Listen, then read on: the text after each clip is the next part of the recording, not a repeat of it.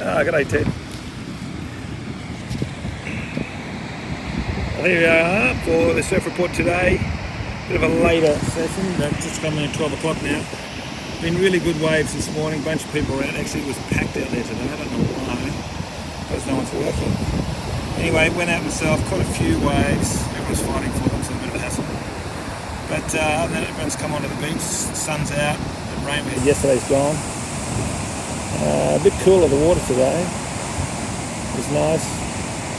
Guy up and running there. Look, it's just, I don't know, all these guys, it's a great day. So I hope you're out there having fun and signing off from the surf report. Well guys, if you're a little bit bored, like I'm starting to get sometimes, thought what a great thing to do, maybe go back into your old bookshelves and find a book that you got bought for Christmas, someone gave it to you, that you never read, you put it away, you didn't get time to do it. Might be a good way to just read a little bit. I'm going to have a look through here. I've got this one here, my brother bought me 2 years ago.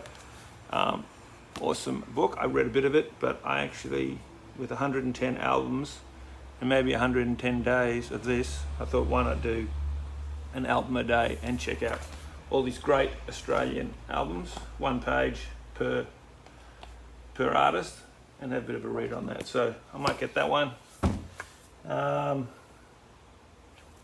Here's another cool one. Had it for years. I think I got given it somewhere, never really read it, but might be a good one to read now.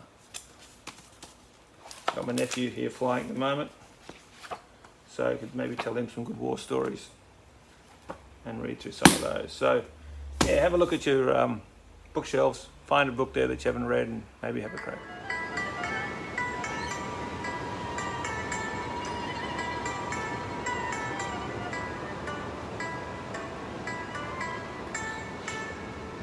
Well, good morning, sun is up, and I think we'll start the day with a fortune cookie.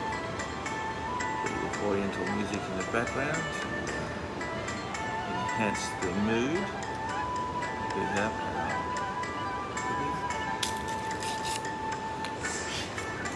and what it says, I have found out the number on the bag isn't a phone number, they're actually the lucky numbers of the day. And they consist today, if you want to feel like dropping some lotto numbers, it's 18, 19, 22, 26, 30 and 42. And the saying, the proverb today is never use a hatchet to remove a fly from the forehead of a friend. That sounds like more of an OH&S safety advice tip to me, but there you go, Chinese proverb. The white elephant. You ever wondered where the term white elephant comes from? Well, here in our little information segment, it says white elephants were once considered highly sacred creatures in Thailand.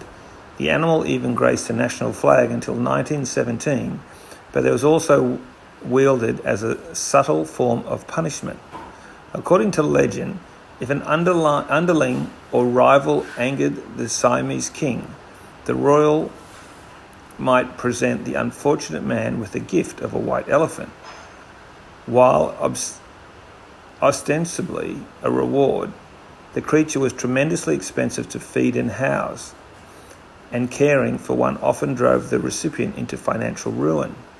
Whether any specific rulers actually bestowed such a passive-aggressive gift is uncertain, but the term has since come to refer to any burdensome possession. And that is the reason and the definition of a white elephant.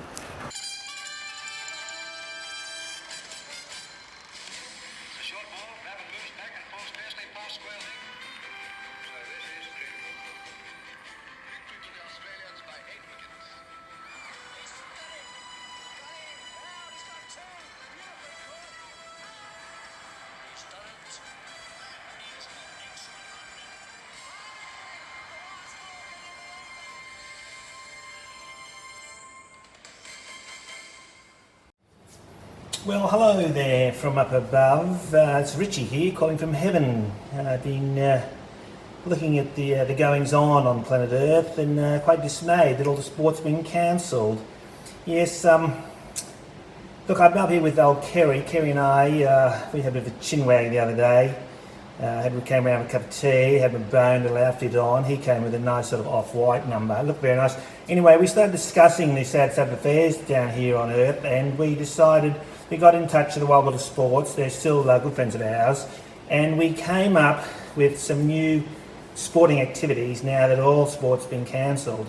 In the light of the coronavirus, we've noticed we are going to, Kerry and I, yes, Kerry, a good friend of mine, we're going to start up the International Hand Sanitising Competition. 54 teams in total. It's going to consist of 11 players per team. 2 teams will play each other with a total of 22. There's 22 players in total playing the International Hand Sanitising game. Without further ado, I'd love to introduce to you the team, especially the Australian team. I'm now going to introduce to you the team of hand rubbers for today. Our first hand rubber is one of our older players. He's been around quite a while, quite experienced in the game. We call him Lefty. Basically, the reason for this, he generally approaches the hand sanitizer with the left hand, quick squirt like that, and away he goes. You can see we start him off as number 1 because his technique is pretty well unsurpassed. Number two team, we like to play him as number 2 because quite a different approach. I'm sure some of you have seen this around the voting, the polling booths. I've noticed last week, we call that the backhander. Yes, this is where they come up like this, on the backhands, bit of a rub like this. Really ineffective, not that useful at all, but we notice quite unorthodox and does confuse the other team quite well. That's number 2, the backhander. Number 3 for the Australian team, we've got the surgeon. Yes, we know the surgeon. If you haven't been, or you might be going there soon actually, if you haven't been to hospital lately, this is the surgeon. A good dose, back, full arm, elbows. Notice that, yes, in between the fingers from behind, the thumb grab, both sides, and back of the hands. Very thorough, keep him as number 3, often extends through the game, gets us some great points in the competition. That's our number 3, the surgeon. Number 4, look, we've just gone with the bit like our opener, and that is righty. Righty, just right hand pump, straight on, into business, no problems with righty. Number 5, yes, number 5, stand by there. Number 5 is take no chances. Now, take no chances, I think he was a lonely child really, put us alone, you know. Mum was a bit of a clean freak, I think. But old take no chances, apart from the sanitizer, he tends to like to glove up as we speak. Some of our wicket keepers tend to favour this player in our team. That's one of the reasons why we included him in, because of his sure hands. There we go. Look at that. You couldn't complain at all. That's awesome. Number six of the Australian team is Squirter. Basically, way too aggressive, just makes a mess, but does surprise the other teams, quite effective at times at number 6. And number 7, we have Double Pumper. You've noticed that in a few of the places, you've got the 2 hands on top, squirt like that. Now, Double Pumper does apply the 5-second rule.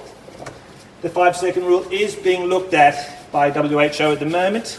We're hoping that we can continue with that 5-second rule for our number 7 Double Pumper. We do have an import. These days it's hard to get good tin hand sanitizers, so we've gone to Russia and we've got a good Russian, Vladimir. Vladimir, as you notice here, prefers his own variety of sanitizer. Crack that little one open. Good dose. Sometimes a swig. Oh, strong. And he tends to like to do it with a vodka. Enough of that. And, well, number 9 is also an import. He's from Pakistan. And was he a Crim? Yes. Well, there's number 9. And the penultimate player of the team here, we have the old-timer. The old-timer, as you know, a bit like my father, your father, tends to pull out the hanky and just all those business with the hanky, old school style. And we've all seen this one. We all know about our number 11th player. Keep an eye out there for you, ladies and gentlemen. That's the denialist. He's come over from Fox News. He's the one you see at all the Bunnings stores where they come up, do a little shifty manoeuvre, pretend to wipe their hand because they don't believe there is such a thing as coronavirus. Well, that's a wrap here from Richie up in heaven. Keep an eye on you earthlings. Good luck with it. Looking forward to this exciting winter season. And I'm signing out now. Good morning, everyone. My joke for the day, having to add a little bit to Jeff's lovely videos that he's doing for everybody. My joke of the day, a lady was very impressed with her pup's achievement at puppy school and decided to put it to the test during a visit to the local supermarket. After she parked the car, she wound down the window to give her pup some fresh air. As she walked away, repeated in a stern voice, "Stay, stay." A woman watching from a nearby parked car called out, "Just put it in park." Gold, Jen, I love it. I love it. It's not a bad one. That's a good one. I like that one. All right. What are you doing with the knitting you got here? I'm knitting a jumper for my physio. Okay. Unfortunately, I'm not seeing him for a little while, but I might get the jumper finished before I see him again. Lovely wool. It's Bendigo wool. I like the colours. Called Rainbow. It's lovely. Yeah, it's nice. I've knitted the back. I'm just on the front now. When I first started knitting, after many, many years, of course, I couldn't remember how to cast on. So I finally worked that one out, knitted the first square, but then I couldn't remember how to cast off. So I finally worked that one out too. So now I'm back on the knitting program. Back on the tag, so okay. it's okay. And you said he wants a hoodie on that jumper. Yes, I've never knitted a hoodie before. That's complicated, I'd imagine. Well, I have to sew it on after. Yeah, okay. But it's nice. Yeah, oh, it'll be lovely, it'll be good. There it is. Oh, yeah. And your physio does look like that too. Good looking lad. Sorry. He looks handsome like that fellow too.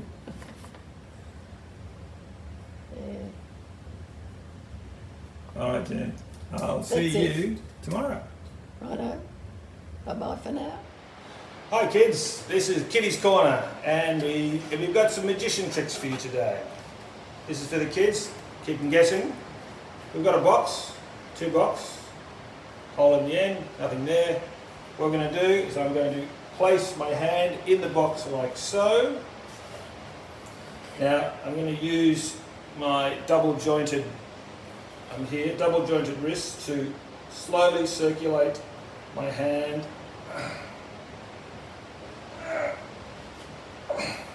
This is the hard bit, kids. This is really hard to get this over.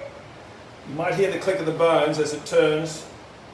Oh, it's getting tough. Oh, that's freeing up now. Oh, that's nice.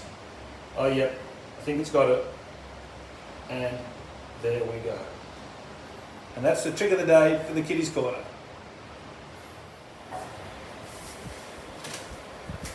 Well, welcome everybody to Captain's Corner. And today's discussion will be a hats off discussion. This hat here is my Port Moresby Game Fishing Club, thanks to John Beatty and the crew. Here we are, basically end of the day, so we know what that is beer time. What we have here, we have the original Heineken, and it says on the back here, Heineken's unique recipe combines pure malt with hops, water and special A yeast. All natural and nothing else added, a pure malt lager for a premium taste wherever you are in the world. So with my very cool bottle opener that Matty Potts, my guitarist in my band, got me, called the Samurai. Look at that. Straight off. Cheers to you. And look, there's some very clever people in the world doing some really funny things. I'm going to leave you signing off with a song of the day, a fantastic rendition of Bohemian Rhapsody by some very clever people. See you later. See you tomorrow.